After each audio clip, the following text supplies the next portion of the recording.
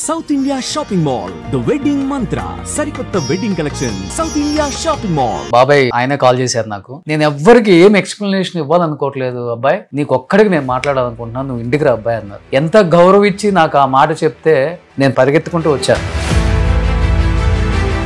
అస్సలు ఏంటో తెలుసా, వాళ్ళకి ఇబ్బంది లేదు, వాడు వెంటనే చెప్పాడు అన్నయ్య.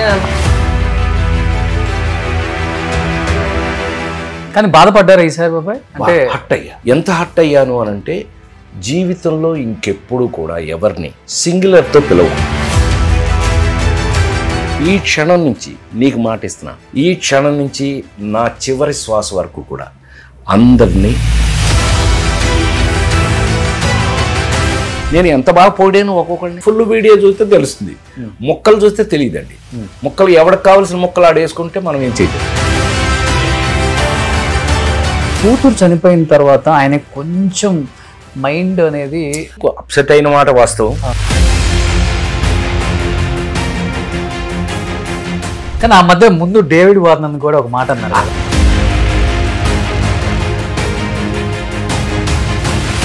Hi hello, welcome to Suman TV. నేను మీ రోషన్. ఇవాళ నాకు తెలిసి బాగా బ్లష్ అయిపోయి ఉంటాను, ఎందుకంటే మనకు బాగా ఇష్టమైన వాళ్ళు, మనల్ని బాగా నవ్వించే వాళ్ళు, మన మంచి కోరుకునే వాళ్ళు, మన అనుకునే వాళ్ళు, మన గురించి ఎప్పుడు ఆలోచించే వాళ్ళు మన పక్కన ఉంటే నిజంగా ఎంత హ్యాపీగా ఉంటుందో అంత హ్యాపీగా ఉంటుందో ఆ వ్యక్తి పక్కన ఉంటే.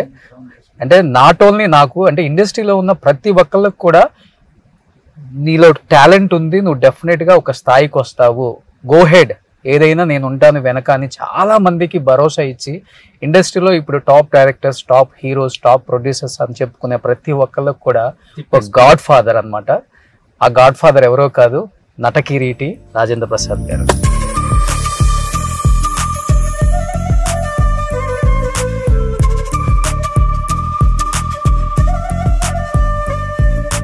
చిన్న చిన్నవి తప్పిదాలని అసలు నేను చెప్పను. కామన్గా వాళ్ళందరూ ఒక కుటుంబం లాగా ఉంటారు.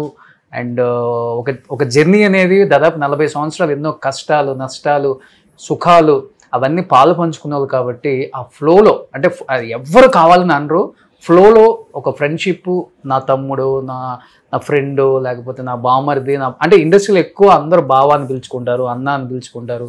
ఒక చనువుతో అన్న మాటల్ని చాలామంది వేరే విధంగా వక్రీకరించి ఆయన్ని కావాలని టార్గెట్ చేసి రకరకాలుగా కామెంట్ చేయటం, రకరకాలుగా థంబ్నెయిల్స్ పెట్టడం, రకరకాలుగా రాజేంద్ర ప్రసాద్ కాదు భూతేంద్ర ప్రసాద్ అని, అంటే రకరకాలుగా ఆయన నొప్పించడం అనేది ఇందులో కొంచెం బాధపడవలసింది. అస్సలు ఏంటో తెలుసా, పాపం వాళ్ళకి ఇబ్బంది లేదు, వాడు వెంటనే చెప్పాడు అన్నయ్య నేను పర్సనల్గా మాట్లాడుకున్న విషయం, దీన్ని మీరెందుకు పెద్ద చేస్తున్నారని పాపం వెంటనే ఇచ్చాడు. అవును, అతను వెంటనే చెప్పేశాడు అన్నయ్య నా మీద ప్రేమతో అంటే మీకెందుకండి బాధ అని. సో అట్లా ఉంటుంది వ్యవహారం. ఏదో నువ్వు అన్నట్టు ఏంటంటే, ఎవరో ఏదో ఏమి అని అంటే మనం చేయగలిగింది ఏం లేదు. కానీ ఇక్కడ మాత్రం అట్లా ఉండదు. ఇక్కడ హానెస్ట్గా ప్రేమలు పంచుకోవటమే ఉంటుంది. ఓకే, నాకు తెలుసు. ఎందుకంటే ఆ మాత్రం సెంటిమెంట్స్ లేకపోతే ఇన్ని సంవత్సరాలు యాక్టర్గా ఎలా ఉంటాను నేను. మనం ఒకరికొకరు ప్రేమలు పంచుకోకపోతే ఇంత ప్రేమగా ఇన్ని సంవత్సరాల నుంచి ఎలా నా బిడ్డలా ఉంటారు మీరు, ఇన్ని సంవత్సరాలు మీ దగ్గర నేను ఎలా వర్క్ చేస్తాను. సో అందుకని. కానీ బాధపడ్డారా ఈసారి బాబాయ్? అంటే హట్ అయ్యా. హట్ అయ్యి ఎంత హట్ అయ్యాను అని అంటే, జీవితంలో ఇంకెప్పుడు కూడా ఎవరిని సింగులర్తో పిలవకూడదు. ఓకే, డబులే. అది నేను ఎవరి దగ్గర నేర్చుకున్నానంటే, విశ్వవిఖ్యాత నట సార్వభౌమ నందమూరి తారక రామారావు.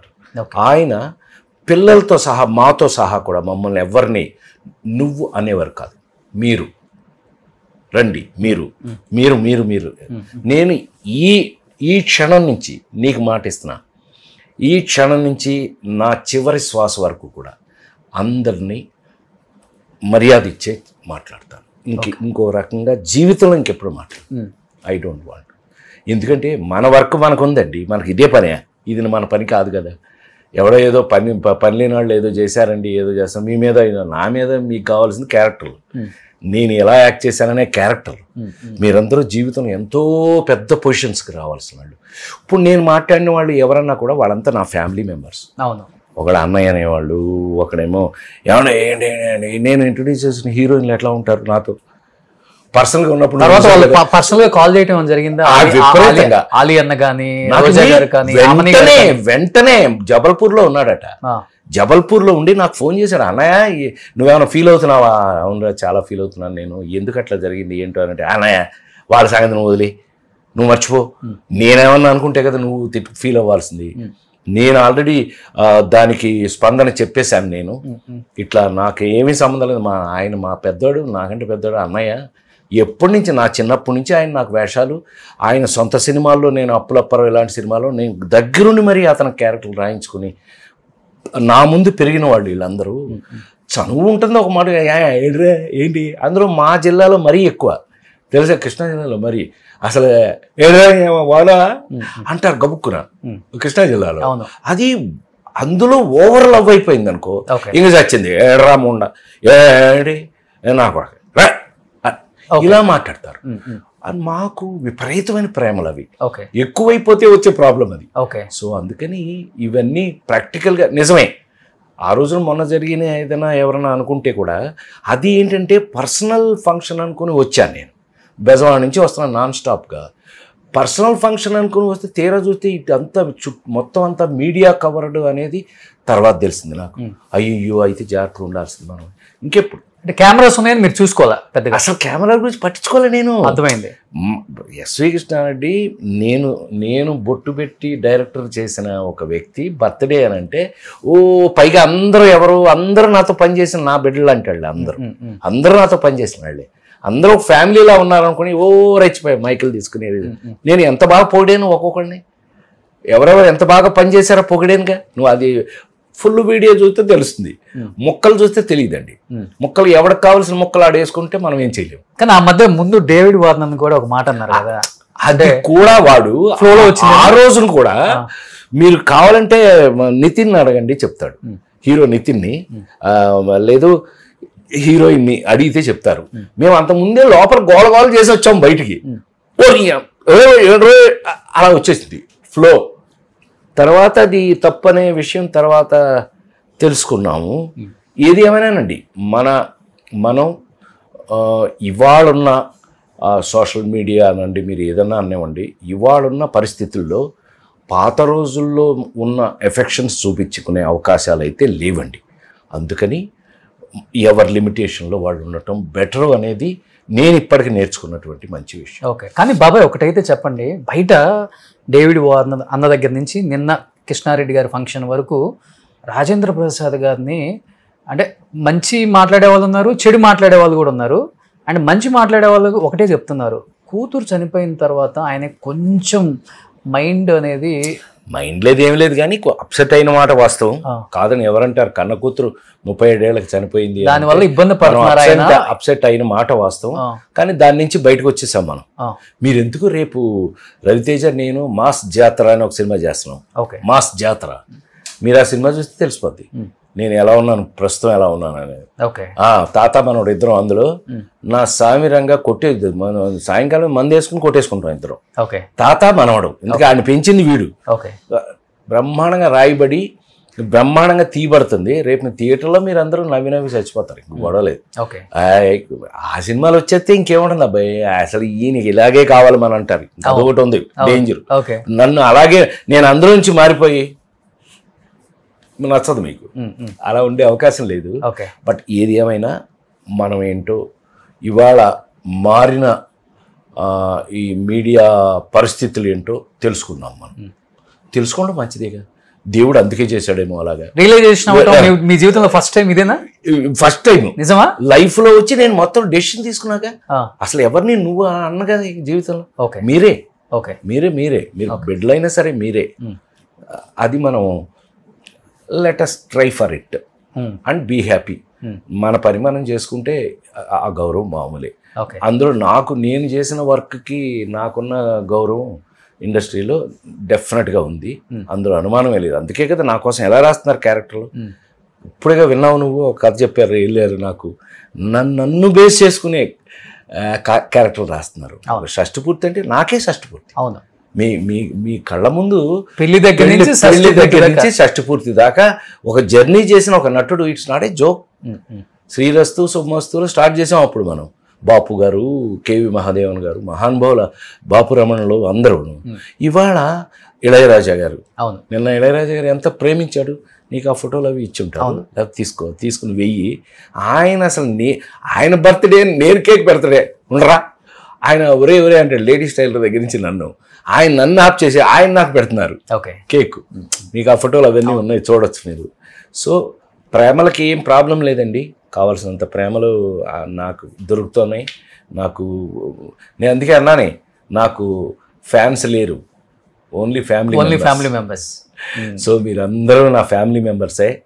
ఏదన్నా ఒకటి ఇట్లా ఉన్నా అట్లా ఉన్నా సరదాగా కలుపుకుని పోతుండాలి తప్పితే దాన్ని ఏదో హైలైట్ చేసి తద్వారా వాడికి ఏదో ఇది వ్యూయర్షిప్ వాడి బద్దషిప్ ఏదో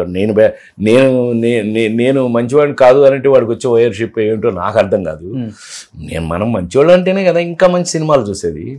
డెఫినెట్గా మీ మీద గౌరవం ఇండస్ట్రీకి ఉంది, కొన్ని కోట్లాది మంది అభిమానులకు కూడా ఉంది. ఎందుకంటే ప్రపంచవ్యాప్తంగా పివి నరసింహారావు గారు లాంటి వ్యక్తి ప్రధాని, డాక్టర్స్కి చాలా లాస్ అయ్యా రాజేంద్ర ప్రసాద్ అనే ఒక యాక్టర్ ఉండటం వల్ల. నాకు ఏదన్నా కొంచెం ఈరోజు కొంచెం బాగాలేదు, మనసు స్ట్రెస్గా ఉంది అని అనిపించినా కానీ నేను ఫస్ట్ చూసే సినిమా రాజేంద్ర ప్రసాద్ గారి సినిమా, DVD వేసుకొని మరీ చూసాను. ఆయన అనౌన్స్ చేశారు. ఆయన అనౌన్స్ చేయటం వల్ల ఆంధ్ర యూనివర్సిటీ, ఏషియాలో అతిపెద్ద university, Andhra university has conferred doctorate on me. Okay, సుమోటోగా తీసుకుని నా మీద డాక్టరేట్ కన్ఫర్ చేశారు. నిజంగా అది 98. ఇంకొక గొప్ప విషయం, ఏ యాక్టర్కి కూడా లేదు, ఇంతవరకు ఎవరికి ఆ ఛాన్స్ కూడా రాలేదు. తిరుపతిలో కాటేజ్ కట్టేస్తే అదృష్టం మనం అనుకుంటే ఎప్పుడు కూడా కాదు అది. సాక్షాత్తు వెంకటేశ్వర స్వామి అనుకుంటేనే, ఆయన అనుగ్రహం ఉంటేనే ఏదైనా జరుగుతుంది.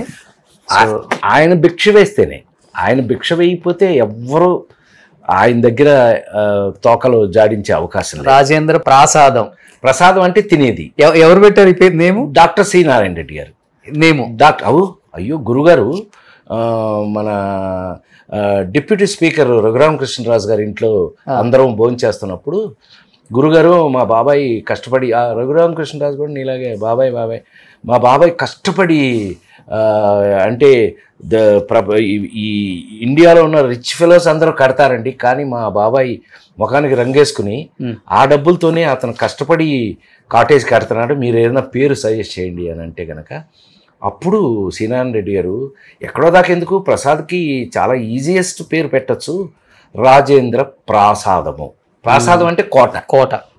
రాజేంద్ర అంటే దేవుళ్ళలో కల్లా ఇప్పుడు రాజుల్లో పెద్ద రాజు, కింగ్ ఆఫ్ కింగ్స్ని రాజేంద్రుడు అంటారు. సో దేవుళ్ళలో దేవుడు వెంకటేశ్వర స్వామి, దేవుళ్ళకే దేవుడు. సో రాజేంద్ర ప్రాసాద్. ఇండియాలో ఏ యాక్టర్ కట్టలేదు కదా తిరుపతిలో? లేదు. First time I'm the only actor who constructed cottage on Tirumala. Okay, ఇంకెవరికి లేదు. ఎన్టీఆర్ గారు ఇచ్చారు ప్లేసు, బాబు గారా? కాదు. అప్పుడా అలాట్ చేసింది. అప్పుడు ఎలాట్ టిటిడి వాళ్ళు ఎలాట్ చేశారు. అప్పుడు చైర్మన్ గా ఉన్నది టి సుబ్రహ్మరెడ్డి గారు. ఓకే, కాంగ్రెస్ ఐఎంఏ, అప్పుడు Congress government. T Subrahma Reddy was the TT chairman. Okay, సంతకం పెట్టింది ఆయన. ఆయనకి తెలియదు ఎందుకు సంతకం పెడుతున్నారు. పెట్టేసిన తర్వాత ఏంటిది అని అంటే కనుక మీరు చెప్పారు కదా రాజేంద్ర ప్రసాద్ గారికి ప్లేస్ అలాట్ చేసాం, మీ కాటేజ్ పక్కదే అంటే నాకు చెప్పలేదు ఏంటా, మా ప్రసాద్ అయితే నేనే చెప్తాను కదా అది ఇదని ఆయన ఫీల్ అయ్యారు. ఓకే, అందరిది మంచి ఉద్దేశమే, ఓకే, ఎవరికి వేరే ఉద్దేశం అయితే లేదబ్బాయి, నీకేం వరీ కావద్దు, అవన్నీ డోంట్ హ్యావ్ టు వరీ. ఏం చేస్తున్నారు ఇప్పుడు గాయత్రి వాళ్ళ పిల్లలు లేదు, గాయత్రికి ఒకే ఒక కూతురు. అది మహానటి సినిమా చూసారు కదా, చిన్న సావిత్రి యాక్ట్ చేసింది. ఆ తర్వాత ఎర్ర చీర ఇట్లాంటి 2-3 సినిమాలు చేసింది. ఇప్పుడు కూడా మన నా కూతురు ఇంకోటి చిరంజీవి కూతురు సుష్మిత, దాంతో ఏదో ఒక తీస్తాను స్పెషల్ ఫిల్మ్ ఏదో, అందులో ఈ పిల్లని పెట్టి అంకుల్ నేను చూసుకుంటాను దీన్ని అది ఇది అని. ఇప్పుడు దాన్ని వీళ్ళందరూ భుజం మీద వేసుకుని స్వప్న తెలుసు కదా, దత్ గారు అమ్మాయి, అదే నన్ను నాన్న అంటది. సో వీళ్ళంతా కూతుర్లేగా నాకు, అంతే కదా. వీళ్ళు ఆ పిల్ల రెస్పాన్సిబిలిటీ తీసుకున్నారు, ఆ పిల్లకి క్యారెక్టర్స్ రాయిస్తున్నారు. చదువుతుంది, 10th వచ్చింది, శుభ్రంగా చదువుతుంది. చదువుకోవాలి శుభ్రంగా. ఎవరైనా నేను నేర్పేది ఎప్పుడైనా నీకు బాగా గుర్తుంటే, నేనే ఇంజనీరింగ్ ఫస్ట్ క్లాస్ స్టూడెంట్ని, ఎవరైనా సినిమాకి వచ్చినా కూడా చదువు మస్ట్. అవును. చదువుకునే రావాలి అని మనం ఎప్పుడూ చెప్తూ ఉన్నాం, ఇప్పుడు చెప్తున్నాం. అవును. సో బాలాజీ అని ఏం చేస్తున్నారు ఇప్పుడు? బాలాజీ ఇది నీలాగే construction, all real estates, all things. తను యాక్చువల్గా యాక్ట్ చేయాల్సింది రామోజీ ఫిల్మ్ సిటీలో వాడి కథ కూడా తయారు చేశారు. అప్పుడు ఎందుకు పెద్ద ఇంట్రెస్ట్ చూపించలే తను. చూడాలి అది. సో కానీ పెద్దమ్మ బాగా ఫీల్ అయ్యారు మీ మీద ఈ కామెంట్స్ వచ్చినప్పుడు? నిన్న మొన్న పాపం తిడుతుంది నన్ను, ఏమని, మీరు ఎందుకు వెళ్తారు, ఎందుకు మీరు పావులా పెట్టి మీరు కొనుక్కుంటారు అన్ని సమస్యలు, మీరు ఎందుకు కొంటారండి ఇవన్నీ, మీకేం అవసరం, మీ డిగ్నిటీకి మీ లెవెల్కి మీరు ఉండిపోవచ్చు కదా అంది. నిజమే, నేను అట్లా అనుకోలే. యాక్చువల్గా పర్సనల్ ఇంట్లో ఫంక్షన్ లాగా అనుకున్నాను నేను అన్న. మీరు అందరూ అట్లాగే అనుకుంటారు, వాళ్ళు అనుకోవాలి కదా, మీరు అనుకున్నట్టు వాళ్ళు కూడా అనుకోవాలి కదా అని కొంచెం క్లాస్ పీకింది. లేలే బుద్ధి వచ్చిందిలే, ఇది మంచికే, మన మంచికే, ఇంకెప్పుడు ఇలా జరగకుండా ఇప్పుడు జరగదు అవకాశం. కానీ మీరున్న స్టేచర్కి, మీరు చేసిన సినిమాలకి, మీ మీద ఉన్న ప్రేమకు బయట మీరు బుద్ధి వచ్చింది అనకూడదు బాబాయ్. అట్లా అసలు మీరు అనుకోవద్దు అట్లా. నేనంటాం అంటే కొంతమంది నెగిటివ్ గా మాట్లాడే వాళ్ళు ఉంటారు, అది వాళ్ళ కర్మ. నేననేది ఒక్కటే ఏంటంటే, మనం కూడా జీవితంలో ఓహో అని మన జాగ్రత్తలో మనం ఉండటం తప్పు లేదు. ఎగ్జాక్ట్లీ. ఊరికి మీకు నేను నేర్పేది కూడా అదే. అంతా అండ్ టేక్ ఇట్ ఫర్ గ్రాంటెడ్గా ఉండకూడదు. అవును. ఓహో ఇలా చేస్తే ఇలా జరుగుతుంది, వద్దు. మనం ఇప్పుడు ముందులాగా లేదు మీడియా. కానీ ఇప్పుడు ఎలా ఉందంటే బాబాయ్, మన కళ్ళ ముందు ఎదిగిన వాళ్ళు కూడా, అంటే మీరు అందరూ వాళ్ళందరిని చూశారు, మీ కళ్ళ ముందు ఎదిగిన వాళ్ళు, మీరు కొంతమంది ఆపర్చునిటీ కాదు వాళ్ళందరికీ. కానీ ఇప్పుడున్న జనరేషన్ లో ఏమవుతుందంటే, స్థాయి మారింది కదా, సభాపూర్వకంగా మర్యాదగా పిలిస్తే బాగుంటుందన్న ఫీలింగ్. అందుకే నేనేమంటున్నాను, తప్పేముంటుంది. ఇప్పుడు అందరినీ గౌరవం ఇచ్చి, ఇప్పుడు అంతమంది హీరోయిన్లు ఇంట్రడ్యూస్ చేశాను నేను, వాళ్ళందరినీ ఆ వర్క్ చేసేటప్పుడు, ఇప్పుడు రాజేంద్రుడు గజేంద్రుడు చేస్తున్నామండి, Soundarya first time. Almost SV Krishna Reddy garu, Soundarya, camera Sarath వీళ్ళందరూ అనేవాడు, ఒక్కసారి ఆ మూమెంట్ చేసి చూపించు అన్నయ్య, ఒకసారి చేసి చూపించు, ఆ అమ్మాయి ఫాలో అవుతుంది అనేవాళ్ళు. నేను I'm an educated actor, film ఇన్స్టిట్యూట్లో చదువుకుని యాక్ట్ చేస్తున్న వాడిని. సో అది చూపించడం తప్పులేదని నా ఉద్దేశం. అలా నేర్పినప్పుడు ఏంటి సౌందర్య అనే అనొచ్చేమో అని ఎక్కడో మిస్ అయ్యాను నేను. ఇంకా అనకూడదు అని ఇప్పుడు నేర్పుతున్నారు. ఓకే. సో వాళ్ళకి నమస్కారం పెడితే సరిపోతుంది. కానీ చాలా మంది వాళ్ళు ఫీల్ అవుతారు. అవును. పక్కకు వచ్చి ఆమెనే అంది, ఆమెని ఏంటి సార్ ఇక్కడంతా అంతా సోషల్ మీడియాగా ఉంది, మీరు కొంచెం జాగ్రత్తగా ఉండండి అంది. అవునా, నాకు తెలియదమ్మా తల్లి, నేను ఇంకేదో మన స్టైల్లోనే ఉండాలి. నేను మిస్టర్ పెళ్ళాం సినిమాకి నా కార్లో తీసుకెళ్ళి బాపు గారు పరిచయం చేశాను. ఓకే. ఆమని గారిని ఇట్లా వీళ్ళకి నా వల్ల వీలేని మన వాళ్ళందరూ కలిపే చేశారు. అంత చనువుగాను ఉంటాం మనం. ఓకే. సో అట్లా ఉండకూడదు అనేది ఇప్పుడు నేర్చుకున్నాం. ఓకే. ఓకే. కానీ అందరూ అడిగారు, నూతన ప్రసాద్ గారి ఇన్సిడెంట్ రాజేంద్ర ప్రసాద్ గారిని ఒకసారి అడగండి మీరు కలిసినప్పుడు అని చాలా మంది నన్ను అడిగారు. మన షూటింగ్ అప్పుడు ఆ కార్లో నుంచి కింద. యాక్చువల్గా అబ్బాయి మీకు ఆ సినిమా గుర్తుంటే కనుక లాస్ట్కి కారు తాగుతుంది, అంటే కారులో మందు పోస్తారు, తర్వాత ఇట్లా ఆడుతుంది, పైకి ఎగురుతుంది, కిందకు వస్తుంది, పైన ఫ్రై అవుతుంది, కింద వస్తుంది, విడిపోతుంది, రెండు ముక్కలుగా కారు, మళ్ళీ కలిసిపోతుంది, మళ్ళీ అన్నీ చేశాం కదా. ఆ కార్లు యాక్చువల్గా ఏవిఎంలో 6 కార్లు అవి. ఓకే. అందులో 2 కార్లని 2 పార్ట్లు చేసి పెట్టారు. ముందొకటి వెనకొకటి విడిపోయినా కూడా 2 రావాలి కదా. మరి వెనకది రావాలి అంటే ఇట్స్ హ్యావ్ ఏ ఇంజన్. మరి వెనక పీస్ ఎలా వస్తుంది, దానికి స్కూటర్ ఇంజిన్ తగిలిచ్చారు దానికి. అట్లా ఇదంతా టెక్నికల్లీ బీన్ డన్, అన్ని బ్రహ్మాండంగా చేశారు. అలా చేస్తూ చేస్తూ ఏమైంది అనంటే, పొద్దున్నుంచి ఆ కారు డ్యాన్స్ చేయటం అనంటే క్రెయిన్కి కారు కట్టి ఇట్లా పొద్దున్నుంచి ఈ గొలుసులతో కట్టారు. పొద్దునుంచి కొట్టి కొట్టి కొట్టి కొట్టి ఎక్కడో గొలుసు ఓపెన్ అయింది. అయ్యో. ఎప్పుడైతే తీసిన షాట్లు యాక్చువల్గా నూతన్ ప్రసాద్ గారే అడిగాడు, అబ్బాయి డైరెక్టర్ నాట్ హ్యాపీ, ఆ క్లోజ్లు మళ్ళీ చేద్దాము అని అంటే, నాకేముంది చేద్దామని మళ్ళీ కారుని పైకి ఎత్తుతుండగా సడన్గా కెమెరామెన్ గారు 50 అడుగు అక్కర్లేదు, ఈ హైట్ చాలు నాకు కెమెరా ఇక్కడి నుంచి క్లోజ్ తీయటం, కింద నుంచి క్లోజ్ అనమాట, ఇది చాలు నాకు ఆపండి అన్నాడు. వాడు సడన్గా బ్రేక్ వేసేటప్పటికి ఇందులోంచి జారిపోయింది. కారు 18 అడుగుల నుంచి నేరుగా ధమాని కింద పడి. ఇంతలో ఏమైంది అంటే ఏదైనా దేవుడే కదా, పడుకో పడుకో పడుకో అన్నానంట. నాకు తెలియదు, నేను ఫెయింట్ అయిపోయాను కదా. నేనేమో ఇలా వంగున్నాను, ముందు డ్రైవింగ్ సీట్లో ఉన్నాను నేను. నూతన్ ప్రసాద్ గారు తాతయ్య వెనకాల ఉన్నారు. అన్నాడు ఆయన. ధనాన్ని కొట్టింది, పప్పలాగా అయిపోయింది కారు. ముందు నేనేమో పడుకోవటం వల్ల ఇలా ఉన్నాను, వెనకాల ఆయనేమో అంటాను, పైన కింద నొక్కుపోయింది. అయ్యో, స్పైనల్ కార్డు 16, 17 మీకు తెలుసు కదా. స్పైనల్ కార్డు పైనుంచి కిందకి నెంబర్ ఆఫ్ ఇవి ఉంటే తెలుసు కదా. ఆ మధ్యలో ఉన్న బోన్స్లో 16, 17 రెండు జామ్ అయింది. ఆ రెండు జామ్ అవడం వల్ల 2 కాళ్ళు ప్యారలైజ్ అయిపోయి. పాపం నా తర్వాత ఆయన ఏ ఫంక్షన్కి వెళ్ళినా అంటుండేవాడు, చిన్నోడు, నన్ను చిన్నోడా అని పిలిచేవాడు. ఆయన పెద్దోడు, నేను చిన్నోడు. ఆయన పిలుస్తూ చిన్నోడు నేను ఇద్దరం కలిపి ఒకే కారులో ఒకే చోట నుంచి ఒకేసారి పడ్డాం. తనెందుకో అలాగా, నేనెందుకో ఇలాగా అనుకునేవాడు. నేను ఆ తర్వాత 2-3 సార్లు చెప్పడానికి ట్రై చేశాను. అట్లా కాదు, ఏంటో నేను ఇలా ఉన్నాను, మరి అది భగవంతుడే ఉన్నా నాకు ఇంకా అవకాశం ఇస్తాడేమో ఇంకా 4 రోజుల పాటు, బట్ మీరు ఫీల్ అవ్వద్దు అది ఇదని చెప్తుండేవాడు ఆయనకి. అలాగే ఆయన చాలా కాలం పాటు డబ్బింగ్లు అవి ఏదో చిన్న చిన్న వేషాలు అవన్నీ చేస్తూ లాగాడు. ఆయన బాగానే లాగాడు.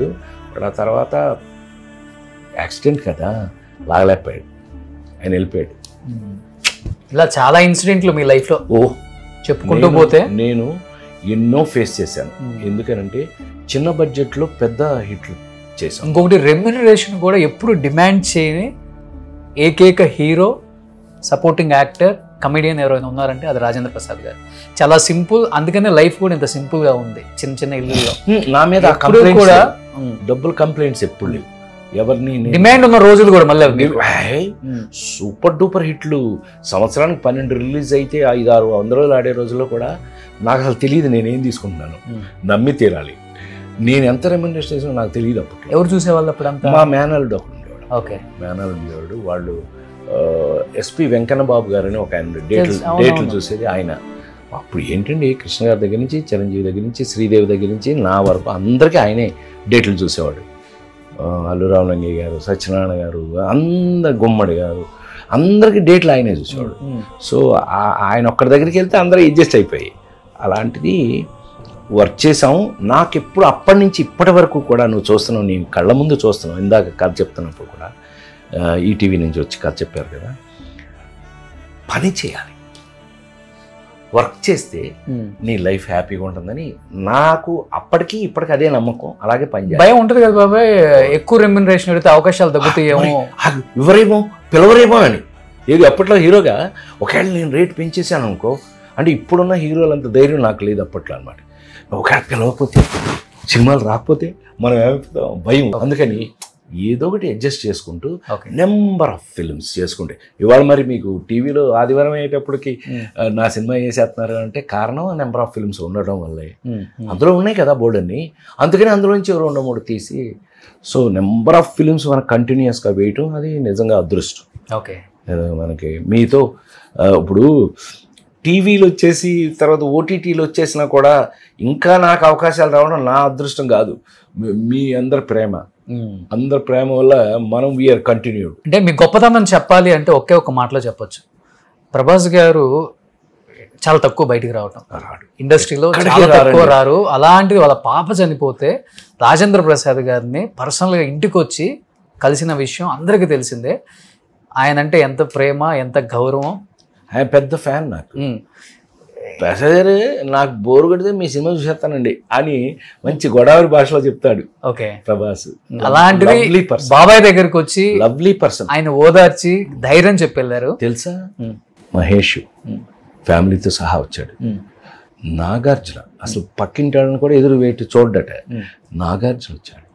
ఇక చిరంజీవి గారు వచ్చేసి 1 hour అసలు ఇక్కడ ఉండిపోయాడు. వాళ్ళ హస్బెండ్ వైఫ్ ఇద్దరు హస్బెండ్ వైఫ్ ఏంటి, అమ్మాయి ఏంటి, సుష్మిత గారు, ఫుల్ ఫ్యామిలీ వచ్చేసి ఏంటి రాజా నీకు ఇట్లా జరిగింది ఏంటి రాజా అంటాడు. మంచి ఫ్రెండ్లే నాకు, లవ్లీ ఫ్రెండ్.